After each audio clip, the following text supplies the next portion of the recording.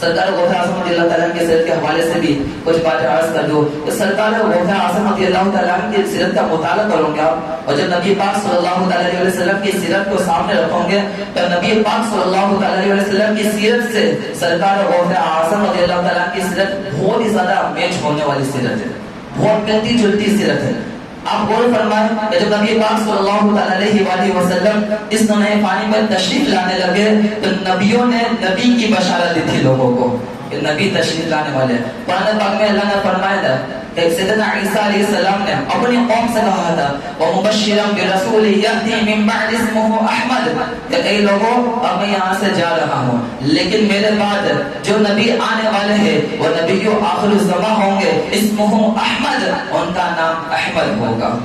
تو نبی جب دنیا میں تشریف لانے لگے، ہمارے نبی تشریف آنے سے قبل نبیوں نے بشارت دی کہ اللہ کے محبوب اب ان قریب آنے والے ہیں۔ اور جب سرکار غوث اعظم رضی اللہ تعالیٰ عنہ اس دنیا فانی میں تشریف لانے لگے، سرکار غوث اعظم رضی اللہ تعالیٰ عنہ کی جس شب جس رات پیدائش ہوئی اسی رات کو آپ کے والد ماجد حضرت ابو صالح موسیٰ جنگی دوست رحمۃ اللہ تعالیٰ کے خواب میں حضور اکرم نور مجسم صلی اللہ علیہ وآلہ وسلم تشریف لائے اور آقا صلی اللہ علیہ وآلہ وسلم کے آقا صلی اللہ علیہ وآلہ وسلم کے ساتھ آقا کے ہمراہ صحابہ کرام علیہم رضوان بھی ہے اور جو صلی اللہ علیہ وآلہ وسلم نے ارشاد فرمایا کہ اے ابو صالح تجھے مبارک ہو، اے ابو صالح تجھے مبارک ہو، اللہ تبارک و تعالی تجھے ایسا فرزند عطا فرمائے گا جو اللہ کا ولی ہوگا، اور اے ابو صالح وہ تمہارا ہی نہیں بیٹا بلکہ وہ تو میرا بھی بیٹا ہے۔ اور حضرت صلی اللہ علیہ وآلہ وسلم نے ارشاد فرمایا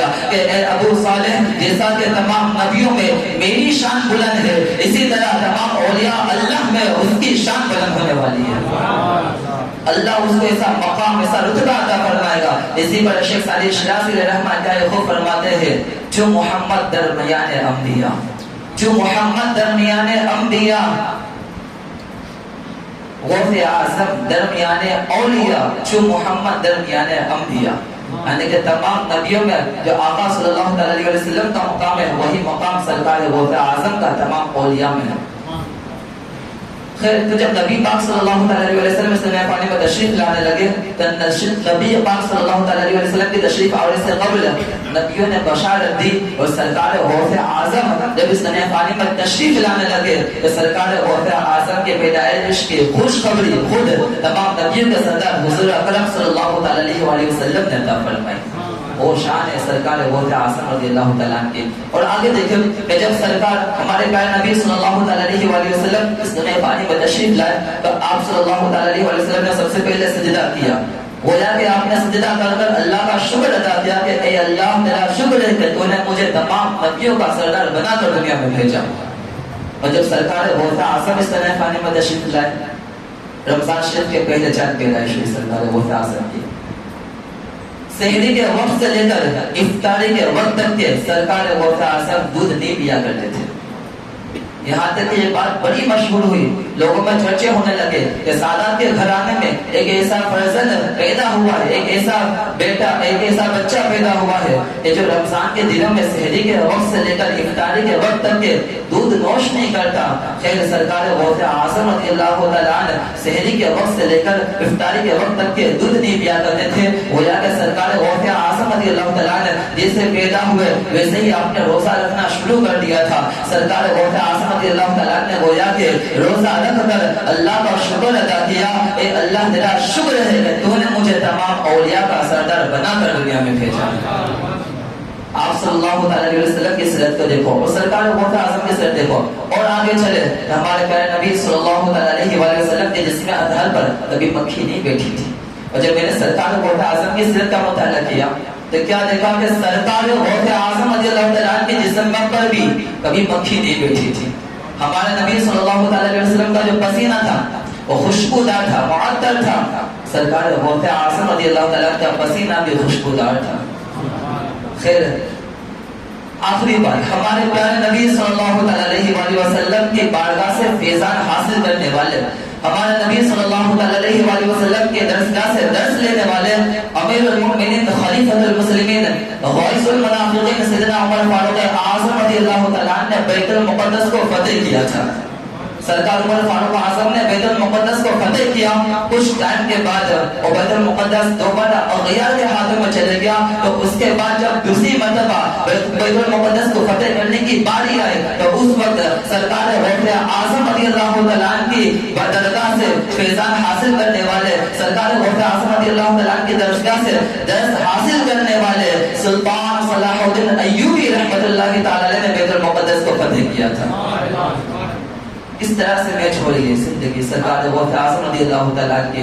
خیر سیرت کے حوالے سے اور ان کے شان کے حوالے سے بیان کرنا چاہوں تو زندگی ختم ہو جائے، لیکن غوث اعظم کی شان بیان نہیں ہو سکتی مکمل، جن پر اعلیٰ حضرت عظیم البرکت مجدد دین ملت، اتنے بڑے مجدد جنہوں نے اپنے ماتھے کی آنکھوں سے نبی پاک صلی اللہ علیہ وسلم کا دیدار کیا ہو، جنہوں نے بے شمار فتوحات لکھے ہو، جنہوں نے بے شمار کتابات لکھی ہو، جو بہت سے علوم کے ماہر ہو، وہ اعلیٰ حضرت علیہ السلام جب سرکار غوث اعظم کی شان بیان کرتے ہیں تو کیا یہ خوب کہتے ہیں، کیا کہتے ہیں؟ واہ کیا مرتبہ یہ غوث ہے بالا تیرا، اونچے اونچوں کے سروں سے ہے قدم اعلیٰ تیرا، اونچے اونچوں کے سروں سے ہے قدم اعلیٰ تیرا، اور سر بھلا کیا کوئی جانے کے ہے کیسا تیرا، سر بھلا کیا کوئی جانے کے ہے کیسا تیرا، اولیاء ملتے ہیں آنکھیں وہ ہے تلوا تیرا، اولیاء ملتے ہیں آنکھیں وہ ہے تلوا تیرا، اور مصطفیٰ صلی اللہ علیہ وآلہ وسلم کا تنے بے سایہ کا سایہ دیکھا، مصطفیٰ کا تنے بے سایہ کا سایہ دیکھا، جس نے دیکھا میری جان جلوے جیبا تیرا. خیر سرکار غوث اعظم رضی اللہ تعالیٰ عنہ سے اعلیٰ حضرت علیہ الرحمن نے فقط زبان کے ذریعے ہی اعلیٰ حضرت رحمۃ اللہ تعالیٰ علیہ نے سرکار غوث اعظم کے محبت کا اظہار نہیں فرمایا، بلکہ آپ نے سرکار غوث اعظم سے اتنی محبت بھی کی اور محبت کے ساتھ آپ نے اتنا زیادہ ادب بھی کیا تھا. ایسا عجب تھا کہ اعلیٰ حضرت رحمۃ اللہ تعالیٰ علیہ کی 6 سال کی عمر میں آپ نے یہ اندازہ لگا لیا کہ بغداد شریف کس سمت ہے، پھر پوری زندگی پر سرکار اعلیٰ حضرت علیہ الرحمن نے اس سمت اپنے پاؤں کو نہیں پھیلائے تھے. سرکار غوث اعظم کی تربت جس سمت ہے اس سمت آپ نے کبھی پاؤں کو نہیں پھیلایا پوری زندگی دو بارہ. سرکار غوث اعظم رضی اللہ تعالیٰ کی شان بڑی ہے. اے میرے پیارے آقا صلی اللہ علیہ وسلم کے پیارے دیوانوں، کم سے کم ہمیں چاہیے کہ سرکار غوث اعظم رضی اللہ تعالیٰ کے شان کو ہم سنتے، سرکار غوث اعظم رضی اللہ تعالیٰ کے فرمان کو بھی ہمیں سننا چاہیے کہ سرکار غوث اعظم کس چیز کو پسند فرماتے ہیں، سرکار غوث اعظم رضی اللہ تعالیٰ نے کس چیز کا ہمیں حکم فرمایا ہے. آپ جانتے ہو سرکار غوث اعظم کیا فرماتے ہیں؟ بس سرکار غوث اعظم کے فرمان کے متعلق 2 باتیں میں عرض کر دوں. ایک، سرکار غوث اعظم فرماتے ہیں کہ اے مجھ سے عقیدت رکھنے والے، اے میرے مرید، اے مجھ سے محبت کرنے والے، علم حاصل کر، علم حاصل کر اور اس علم پر عمل کر. اولا تو ہم علم ہی حاصل نہیں کرتے، علم حاصل کرنے کے لیے موقع تلاش کرتے ہیں. علم حاصل کرنا، یاد رکھنا، آقا صلی اللہ علیہ وآلہ وسلم نے ارشاد فرمایا کہ علم ہر مومن مرد اور ہر عورت پر فرض ہے. یہاں تک کہ نبی پاک صلی اللہ علیہ وآلہ وسلم نے ارشاد فرمایا کہ علم حاصل کرو. اب تک کہ ہم سمجھتے ہیں کہ بچپن میں علم حاصل کرنے کا ہوتا ہے، جوانی تک کے بڑھاپا ہو گیا اب کہاں علم حاصل کرنے کے لیے جائے. سرکار کیا فرماتے ہیں؟ علم حاصل کرو. کب تک؟ سرکار فرماتے ہیں ماں کی کوکھ سے لے کر قبر کی گوڑ تک علم دین حاصل کرو. ماں کی کوکھ سے قبر کی گوڑ تک. تو ہم کو بھی چاہیے کہ ہم علم دین حاصل کیا کریں، کم سے کم بیسیکلی جو علم ہو تو حاصل کر لیں. کئی ایسے لوگ ہیں کہ جن کا قرآن پاک کی درست نہیں ہے، کئی ایسے لوگ ہیں جو نماز پڑھتے 50 سال سے نماز پڑھتے لیکن شریعت کو دیکھا جائے نا ان کی نماز ہی نہیں ہوتی ہے. کئی ایسے مسائل ہیں، پیچیدہ مسائل ہیں، سیکھنے کی کوشش بھی نہیں کرتے. آپ کو چاہیے کہ آپ کسی امام صاحب سے یا کسی استاد سے رابطہ کریں اور ان سے کہیں کہ میں نماز پڑھ رہا ہوں اور نماز میں یہ پڑھتا ہوں، کیا میں درست ہے؟ کچھ غلطی ہو تو مجھ کو بتاؤ، اصلاح کرو میری. ہم کو چاہیے کہ ہم کس طرح سے علم دین حاصل کریں. اگر شادی شدہ ہو تو بیوی کے کیا حقوق ہے وہ سیکھے. اگر آپ کی اولاد ہے تو آپ کی اولاد کے کیا حقوق ہے آپ وہ سیکھنے کی کوشش کریں. آپ امی ابو ہے، امی ابو کے کیا حقوق ہوتے ہیں وہ سیکھنے کی کوشش کریں. خیر اپنے حوالے سے بھی سیکھنے کی کوشش کریں کہ اللہ نے دنیا میں ہمیں کیوں بھیجا ہے. بچپنا کھیلنے کو دینے میں، تعلیم حاصل کرنے میں، اسٹڈی کرنے کے لیے، جوانی پیسہ کمانا، کاروبار سیٹ کرنا، شادی کرنے میں اور بڑھاپا آرام کرنے میں. کیا اسی لیے ہم کو اللہ تعالیٰ نے بھیجا؟ نہیں ہے. میرے پیارے آقا صلی اللہ علیہ وسلم کے پیارے دیوانوں، اللہ تبارک و تعالیٰ نے ہمیں دنیا میں اس لیے ہی نہیں بھیجا ہے بلکہ اللہ تعالیٰ کا بھیجنا مقصد تھا، کیا تھا؟ الذی خلق الموت والحیات لیبلوکم ایکم احسن عملا. اللہ فرماتا ہے وہ ذات جس نے موت اور زندگی کو پیدا کیا تاکہ تمہارے اعمالوں کو آزمائے کہ تم میں سب سے بہتر عمل کون کرتا ہے. علم سیکھنے والے بنے. علم کے بے شمار فضائل ہے کہ بندہ جب علم سیکھنے کی نیت سے یا علم سیکھنے والا بندہ جب جاتا ہے، پھر علم کے تعلق سے ایک بات ہے، سرکار ابو اعظم رضی اللہ تعالیٰ عنہ فرماتے ہیں کہ علم حاصل کرو، علم حاصل کر اور اس علم پر عمل کر. علم پر بہت سی چیزیں نا اللہ کا فضل و کرم سب کو آتی ہے کہ پانی بیٹھ کر پینا چاہیے، دیکھ کر بسم اللہ پڑھ کر پانی پینے کے بعد الحمدللہ کہنا چاہیے، اپنی بیویوں کو، اپنی بیٹیوں کو، اپنی بہنوں کو پڑھنے کا حکم دینا چاہیے. یہ ساری چیزیں سب کو معلوم ہے، لیکن اس کے باوجود بھی عمل نہیں کرتے. کیا فرمایا نبی پاک صلی اللہ علیہ وسلم نے کہ 3 قسم کے ایسے لوگ ہیں کہ جو داخل جنت نہیں ہو پائیں گے. ان میں سے ایک ہے، سرکار نے فرمایا دیوس. دیوس انسان جنت میں داخل نہیں ہو پائے گا. اب دیوس کون ہے؟ پتہ ہے کو دیوس کون ہے؟ کہ جو اپنے گھر کے محرم عورت یعنی کہ بیٹی یا بہن یا بیوی کو کسی پرائے مرد کے ساتھ بات کرتے ہوئے دیکھے، یا شارٹ اور فٹنگ کپڑے، یا شارٹ کپڑے، فٹنگ کپڑے، یا جس کے سر پہ دوپٹہ نہ ہو، سچ کے سور کے آراستہ ہو کر میک اپ کر کے باہر جاتی ہو اور اس پر شوہر کو غیرت نہ جھاگے، اسے روکے نہ ٹوکے نہ، تو ایسے شخص کو کہا جاتا ہے دیوس. کہ جو اپنی بیوی کو روکے نہ، تو اس طرح سے بن کے سچ کے سور کے آراستہ ہو کر میک اپ کر کے جانے کے لیے ضرورت کیا ہے؟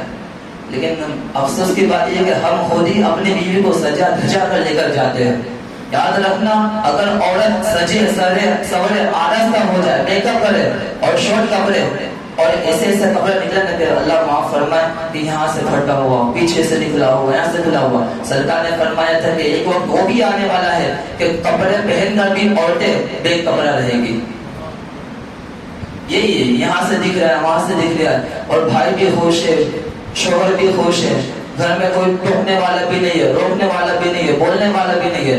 یاد رکھنا، آج اگر ہم نے نہیں روکا تو کل قیامت کے دن کیا ہوگا؟ نبی پاک صلی اللہ علیہ وسلم کا فرمان ہے کہ ایک عورت 4 مردوں کو لے کر جہنم میں جائے گی.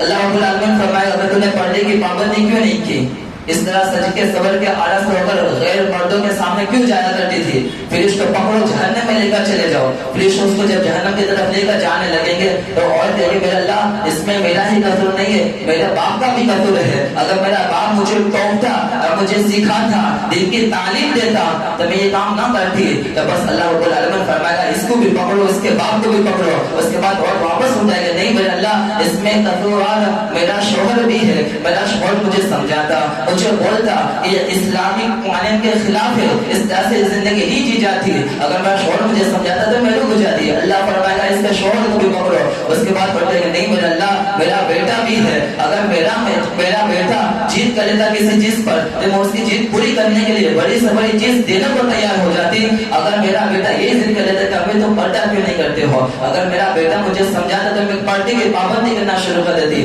خیر اللہ رب العالمین فرمائے گا کہ اس کے بیٹے بھی پکڑو. پھر اور اٹھتا کہ نہیں میرا اللہ میرا بھائی بھی ذمہ دار ہے، میرا بھائی نے کبھی میرا موبائل چیک نہیں کیا، مجھے میرے بھائی نے کبھی میرے معاملات میں مجھے روکا ہی نہیں کہ تم کیا کر رہی ہے، کس طرح سے عمل کر رہی ہے.